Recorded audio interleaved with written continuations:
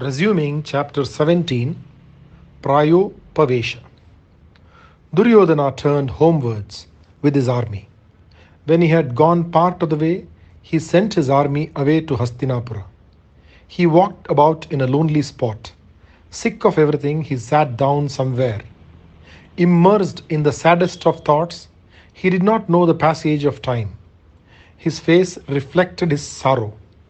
He looked like the moon eclipsed by Rahu. He did not know how long he sat thus. Suddenly he heard the voice of Radheya behind him. Radheya said, "It is fortunate that you have been able to rout the army of the Gandharva. I never thought that we would meet. I could not meet the onslaught of arrows which he rained on me. I tried my best, but he was too powerful. He fought with the help of Maya. I had to leave the battlefield. I could do nothing. There is no one like you. You have done what I could not do. You have been able to send them back to their realm. I congratulate you, my lord." The unfortunate Duryodhana could not bear to hear any more. Tears flowed from his eyes. His voice was harsh with pain. He told his friends, "I can see that you do not know anything. You think that the Gandharva army was routed by me? Not I, nor my uncle, nor my brothers were able to face him. We were completely defeated." He told Radheya everything. He told him how Arjuna told the Gandharva, "You must release our Duryodhana and his women folk." Duryodhana continued, "This Gandharva is a friend of Arjuna. His name is Chitrasena." He told them all about our plans. He told them why we came to Dvaitavana. I felt just awful. It seems Indra sent this Gandharva to punish me. When I heard him tell the Pandavas about our reason for coming here, I felt so ashamed of myself. I prayed that the earth might split into two and swallow me up. We were taken to the presence of Yudhishthira. It was left to him to decide what was to be done about us. Radheya, can you think of anything more humiliating than that? To stand there in the presence of that man whom we have wronged so. I stood bound hand and foot with all my brothers and all our women, and I was forgiven by my enemy, my sworn enemy. I had hoped to defeat them in war. If I could not, I had hoped for the heaven which a man attains when he dies on the field of battle. That would have been glory for me. Radheya, listen to the worst of it. Yudhishthira smiled at me in his gentle manner. He smiled at me, Radheya, with pity and with affection. He said, "Duryodhana, do not ever do such a stupid thing again. Spite never brings you happiness. Please go back to your kingdom. I wish you well." Did you hear that? Yudhishthira wished me well. I have no face to live after this incident. I have made up my mind. I will not leave this spot until my life leaves my body. I will starve and deny myself even water. I have decided to kill myself thus. You must return to Hastinapura with all the retinue. I will not come back to that city. All these days I have been treading on the heads of my enemies. I have danced on their breasts. Now I have been ruined by my own fault. How can I speak to them? I have been proud, conceited, arrogant because of my fortune and my kingdom. In my foolishness and my vanity, I have brought this upon myself. I will starve and die on this spot. This is the only way. How can I live after getting my life back by the kindness of my enemies? I have been sorely insulted. I have always been proud, jealous of my honor. The Pandavas will laugh at me. I cannot bear it. I will die. That is the only way for me. Dushasana had come during this time. The king told Dushasana, "Listen to me, Dushasana. You can be king now that I will be gone. Rule this country with the help of Radheya and Shakuni. Be a king in every sense of the word. You must combine justice with mercy when you punish. You can learn all that from Uncle Vidura. He is the best teacher." Duryodhana came near Radheya and embraced him warmly.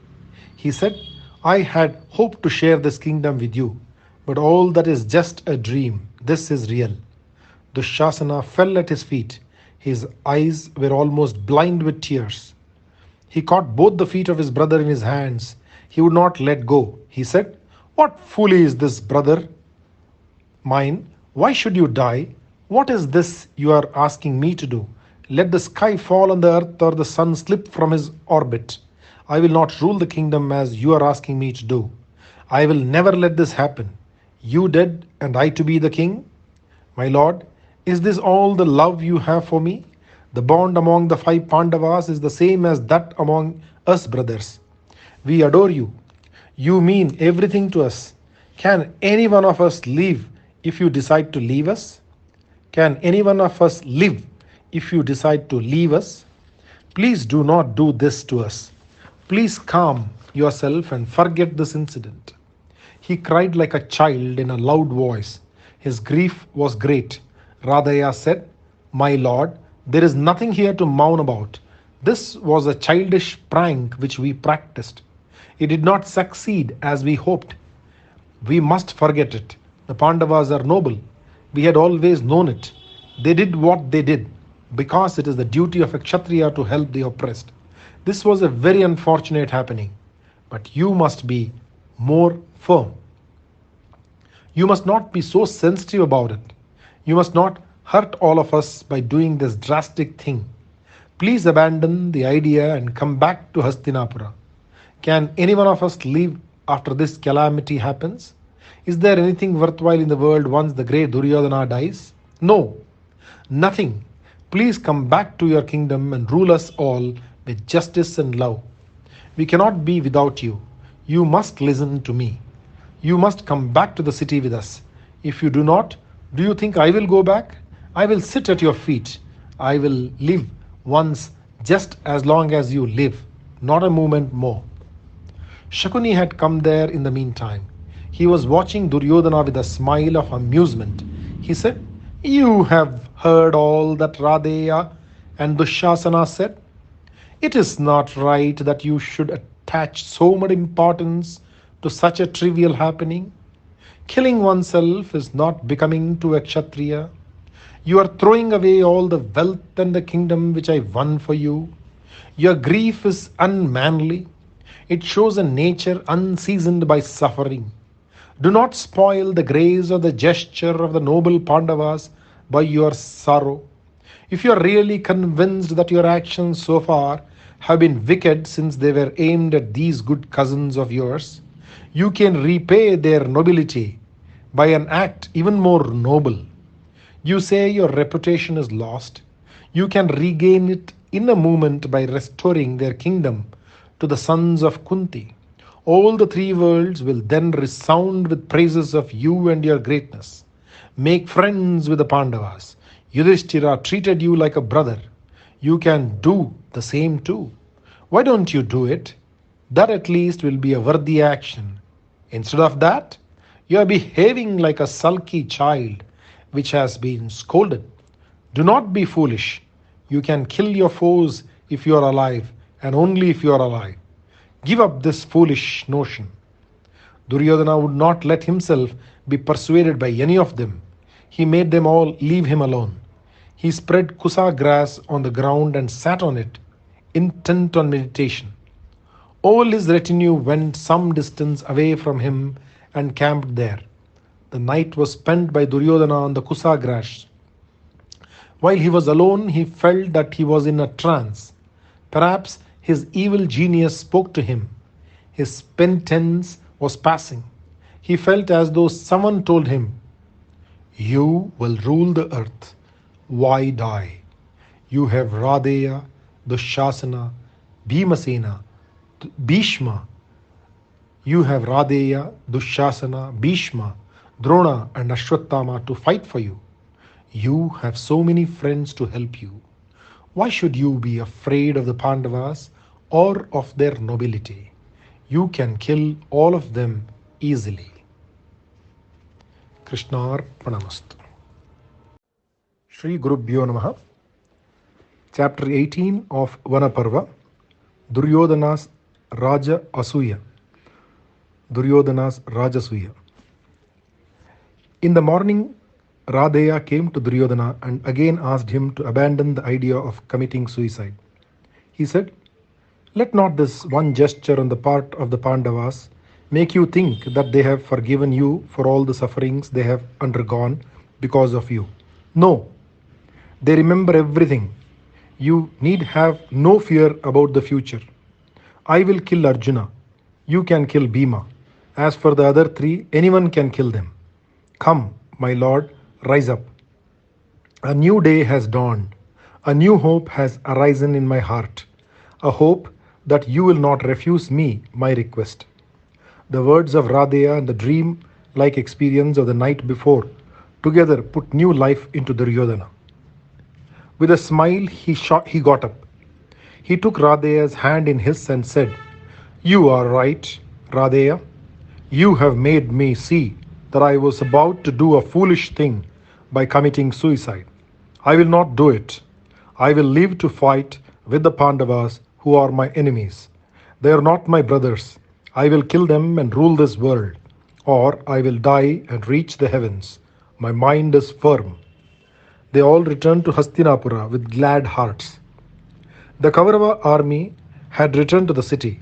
News had preceded their arrival. Everyone knew what had happened in the forest. In the assembly hall, Bhishma tried to talk to willful Duryodhana about it.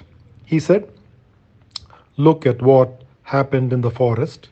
You are not able to fight with the Gandharva, nor your dear Radeya either, on whom all your hopes are resting.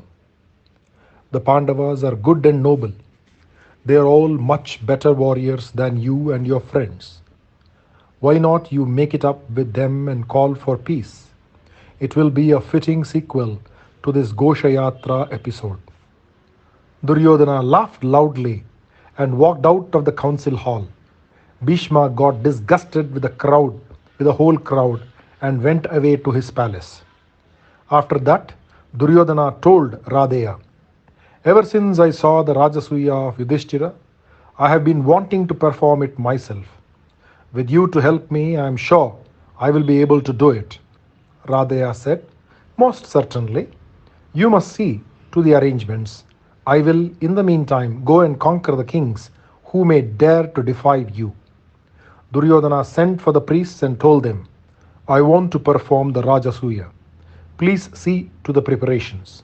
They said, It is not proper that you should perform this when Yudhishthira is alive and when your father is alive.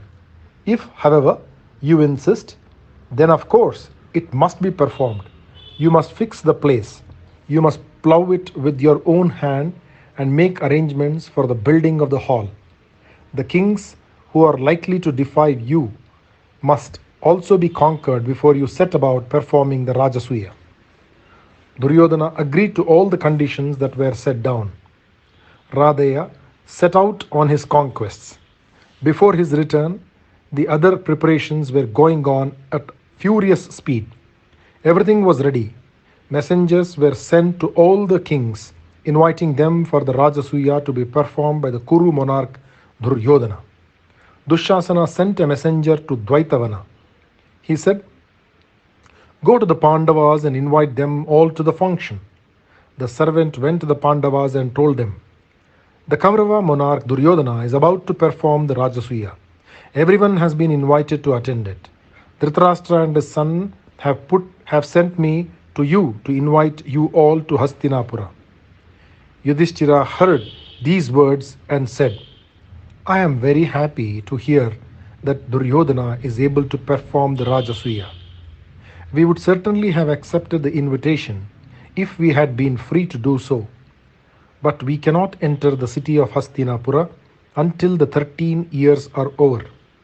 Bhima said, After the expiry of the 13 years, we will enter the city.